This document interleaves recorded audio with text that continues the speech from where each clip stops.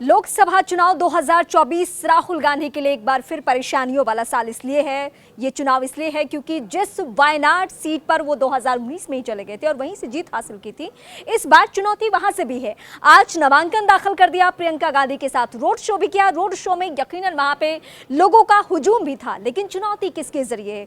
चुनौती उस सीपीआई के जरिए है जो दिल्ली के रामलीला मैदान में तो वो दिखाते हैं कि हम एकजुट हैं, हम एक साथ हैं, हम पीएम मोदी से लड़ रहे हैं, हम बीजेपी जैसी ताकतवर पार्टी को चुनौती दे रहे हैं। लेकिन ये दोस्ती केरल जाते जाते, वायनाड सीट जाते जाते कैसे टूटती है, उसकी सबसे बड़ी बानगी है डी राजा की पत्नी एनी राजा। वहां से नामांकन दाखिल कर चुकी हैं और वो चुनावी मैदान में किसके सामने है? राहुल गांधी के सामने।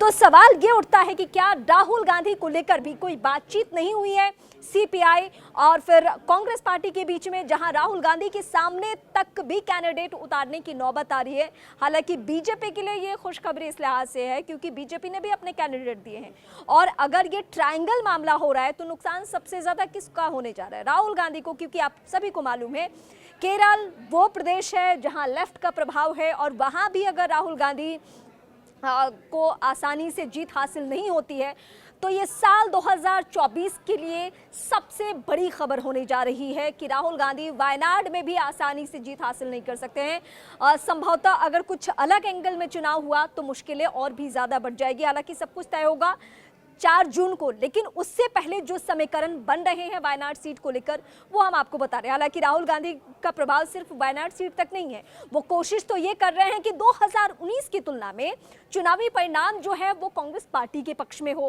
कांग्रेस पार्टी कम से कम इस स्थिति में हो कि बेहतर लोकतंत्र के लिहाज से विपक्ष की ही तस्वीर वो पेश कर पाए और मजबूती से वो विपक्ष के मुद्दे उठा पाए। लेकिन क्या इतनी भी सीटें बीजेपी कांग्रेस पार्टी को आने जा रही है? ये सवाल सबसे ज़्यादा अहम इसलिए है क्योंकि एंड वक्त तक उनकी न्याय यात्रा चलती रही। हमने किसी भी प्रदेश में ऐसा माहौल नहीं देखा जहां राहुल गांधी जाकर उस तरीके से कोशिश कर रहे हों कि वो चुनाव में बहुत ज़्यादा, क्योंकि सहयोगी पार्टी एक एक करके बिछड़ते गए। ये सवाल आज इसलिए उठ रहा है क्योंकि पश्चिम बंगाल में लेफ्ट और कांग्रेस एक साथ है। वहां पे ममता बनर्जी अलग हो गई, उन्होंने कहा हम साथ नहीं चुनाव लड़ेंगे, हम अकेले चुनाव लड़ेंगे। यानी वहां भी बातें उस तरीके से फाइनल नहीं की गई।